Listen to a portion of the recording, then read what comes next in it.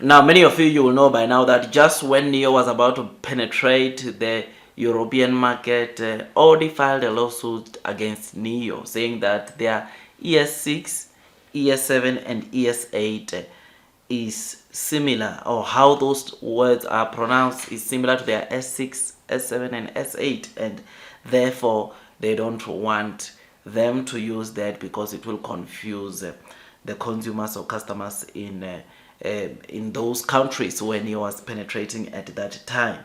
And Nio, to try to mitigate this, before even the case was concluded, they quickly changed those ES models into the EL. So we've got the Nio EL6, EL7, EL8 instead of the normal, or what is called in China, and that is ES6, ES7 and ES8.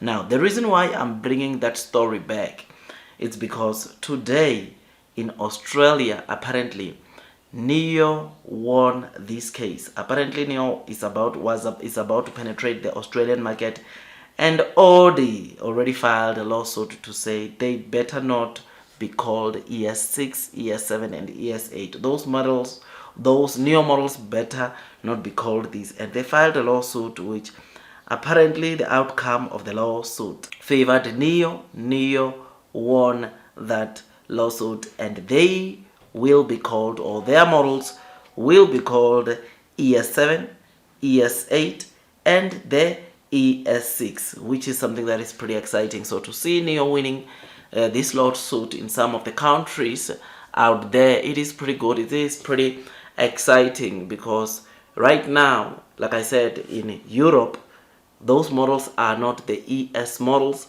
but they are rather called the ELs models. We will know that once you see a Nio SUV called the EL, we know that's a European Nio car or a Maina Nio car, because in Maina apparently Nio, the cars which they took there for those SUVs are going to be called EL6, EL7 and EL8. Oh, and also in Maina Nio, those three SUVs will be called EL6, EL7, EL8. So it looks like they were already strategic there.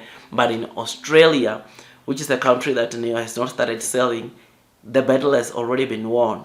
And they will be selling their cars being named ES8, ES7 and ES6, and not EL7, EL8 or EL6, which is pretty good. Yeah, this is what we read today. And as to when Nio will be penetrating the Australian market, no one knows for now, but what we know is that it appears that very soon Nio will be penetrating the Australian market, which is why there are already these court cases of Audi filing a lawsuit against Nio. It shows that very soon Nio will be selling in Australia. In fact, I personally believe that next year, before the end of next year, Nio will be selling their cars in Australia, because from the comments made by the president of Nio, by the end of 2025, their target is still to sell or find themselves selling their cars into 25 countries outside of China, which is something that, with that, we can safely assume that Australia is one of those countries, because if they are this court case that are already surfacing and Nio has won in terms of the name or how they name their models, it just simply means that Australia is one of the countries that Nio is preparing to penetrate, which is good, which is amazing.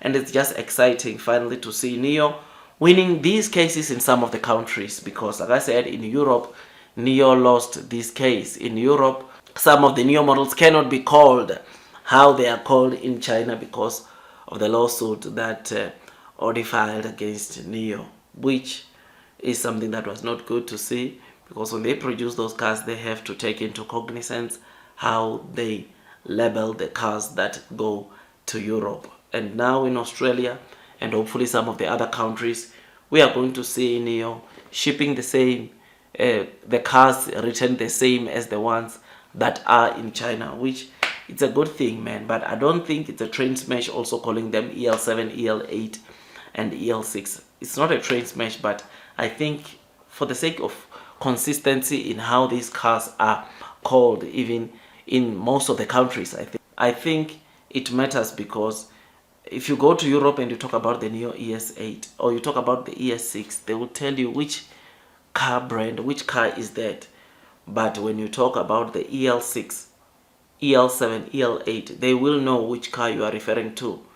So seeing more countries granting Nio the rights to call their cars the same way they call them, their models in China, it is something that is good to us to see this, because like I said, for the sake of uniformity, it's always good to the cars to keep the same names that which they have in China. Otherwise, this again, it was not only good news about Nio winning the case, but it's good news showing that Australia, it's one of the countries that Nio will be penetrating very soon, which that is amazing, that is incredible, and it makes me wonder the other countries where we are going to see Nio penetrate next year, because as it stands, I think Nio currently is selling cars in like 8-9 countries outside of China, and we are going to see that, of course, expanding or growing to 25 countries by end of next year, which will be so great to see that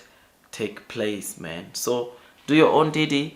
Just thought I'd just give you this quick update. Tell me what you think about this story. When I read this, I thought of quickly coming and bring this story to you to say that it's not the same as the outcomes are not the same as what we saw in Europe.